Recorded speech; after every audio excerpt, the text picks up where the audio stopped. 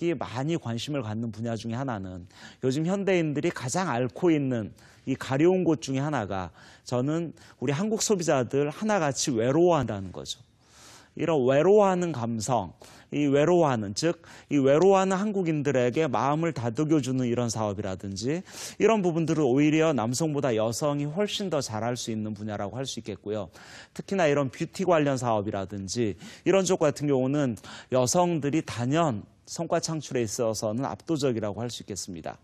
최근에 여성 창업 시장 중에서 빼놓을 수 없는 것 중에 하나는 역시 그 골드미스 창업이라고 예견되는데요. 골드미스. 요즘 의외로 이런 저출산, 이런 고령화 시대에 접어들면서 의외로 이런 싱글 여성들이 사실은 나만의 평생 일거리, 평생 어떤 천직을 위한 창업시장 노후가 계속 늘어나고 있습니다. 특히 이런 골드미스로 대변되는 이런 싱글 여성층 같은 경우는 지금까지 안정적인 경제 생활을 할 수 있는 조직이 이미 있었고 이제는 조직에서 더 이상 조직 생활을 영위하는 거에 대해서 한계를 느끼고 있는 상황에서 내가 그렇다면 무슨 일을 할 수 있지?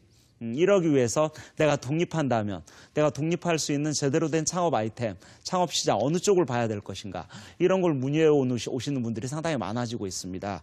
그래서 저는 특히 이 골드미스 창업으로 일컬어지는 이런 여성 싱글 창업 같은 경우는 사실은 물론 내가 지금까지는 안정적인 경제 생활을 해왔고 사회에서도 최소한의 일정 정도 자기 가치를 만들면서 성공적인 삶을 살아왔지만 창업 시장에 올 때는 어떻게 보면 다시 초보자로 내려가는, 다시 바닥으로 내려가는 이런 어떤 그 관점의 변화부터 이 창업 시장을 좀 주목하는 게 오히려 실수를 줄일 수 있는, 시행착오를, 실패를 줄일 수 있는 이런 방법이 아닌가 하는 생각이 듭니다. 예전 여성 창업 그러면 이런 여성지의 부업 정보 정도로 대본되는 이런 부업 창업 시대였습니다만 이제는 여성이 곧 이런 창업 시장에서는 오히려 중요한 어떤 창업의 주체로 부상하고 있는 상황이기 때문에 여성 창업 시장에서는 오히려 더 기회가 많아지는 게 이 창업 시장의 현실이 아닌가 하는 생각이 듭니다. 네 번째는 부부 창업입니다. 부부 창업. 저는 대부분의 창업자들이 부부가 같이 하면 더 낫지 않을까요? 이런 말씀 상당히 많이 하시는데요. 저는 부부 창업에서 너무나 성공한 케이스도 있지만 부부 창업에서 의외로 실패한 케이스도 많습니다. 그럼 어떻게 해야 될까요? 이렇게 물어보신다면 저는 1+1이 2가 되는 부부, 1+1이 3이 되는 부부, 1+1이 2도 안 되는 부부 이렇게 흔히 설명을 합니다. 만약에 우리 부부가 1+1, 지금까지 남편은 직장인이었고 전업주부였다면 늘 10년, 20년, 30년 동안 아침 일찍 나가시고 저녁 늦게 들어왔던 그런 남편과 하루 종일 작은 가게라는 이런 공간에서 하루 종일토록 얼굴 보고 있는 부분에 대해서 우리는 잘 적응할 수 있을까, 그렇지 않을까. 이런 부분부터 상당히 좀 판단해 볼 필요가 있습니다. 그래서 만약에 그게 쉽지 않겠다고 한다면 부부 창업을 고집하는 것보다는 따로 1대1로 아내의 비즈니스 모델, 남편의 비즈니스 모델 이렇게 따로 가는 게 나을 것인지 아니면 우리는 같이 하는 게 나을 것인지 이런 부분에 대해서 좀 판단할 필요가 있겠습니다 하는 생각이 들고요. 그다음에 부부 창업을 할 시에 과연 누가 사장 역할을 할 것인가라는 거죠. 사실은 태양이 하나일 수 없듯이 저는 비즈니스 모델, 즉 가게 경영에서 사장은 한 사람인 게 오히려 시행착오를 줄일 수 있는 하나의 방법이지 않을까라는 생각도 듭니다. 그런 의미에서 이 부부 창업에서는 특히나 이런 사장 역할 부분 너무나 중요한데요. 사장 역할. 그리고 한 사람이 사장이면 그 사장과 직원에 대한 역할, 즉 부부라고 하더라도 서로의 역할과 책임을 정확히 명시할 필요가 있습니다. 이런 서로의 역할과 책임에 대해서 명시하는 게 어떻게 보면 동업계약서라고 할 수 있거든요.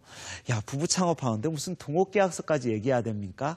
라고 얘기할 수 있습니다만 저는 부부 창업일지라도 동업계약서 정도는 작성할 수 있는, 왜냐하면 사실은 창업시장 같은 경우는 잘 되면 내 탓, 못 되면 당신 탓 이런 경우 너무나 많이 봅니다.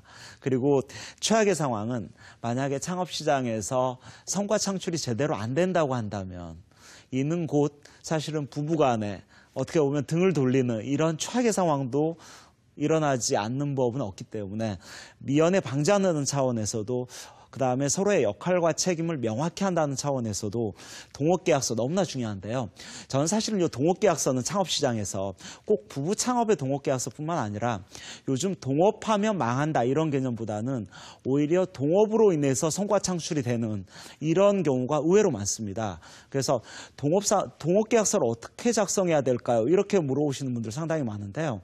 저는 동업계약서 같은 경우는 가장 쉬운 것은 첫째, 어떤 동업자가 만나느냐는 거죠.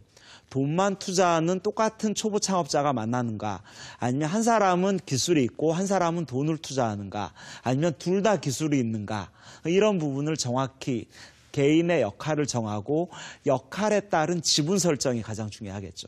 그래서 나는 전체적인 비즈니스 모델에 60대 40으로 지분을 정한다, 아니면 1대1, 50대 50으로 정한다. 이렇게 했을 때 많이 남았을 때는 동업계약서에서 명시해야 될 때 많이 남았을 때는 지분대로 분할하면 전혀 문제가 없는 거죠. 안 남았을 때는 안 가져가는 거죠. 중요한 것은 적자를 봤을 때, 사업이라는 것은 남는 경우도 있지만 적자 보는 경우도 있죠. 사실은 적자를 봤을 때 어떻게 할 것이냐. 동업계약서에서는 적자로 봤을 때는 그 역시 지분율대로 안으면 됩니다. 이렇게 하는데요. 이런 동업계약서 정도도 감안을 하면서 부부 창업을 실행을 해야만 오히려 1+1이 3이 되는 이러한 케이스로 가지 않을까 하는 생각이 듭니다. 마지막으로는 시니어 창업입니다. 사실은 우리나라 시니어, 사실은 1955년에서 63년생까지를 지금 정부에서는 시니어 세대라고 규정을 하고 있습니다. 지금 거의 700만이 넘는다고 하죠.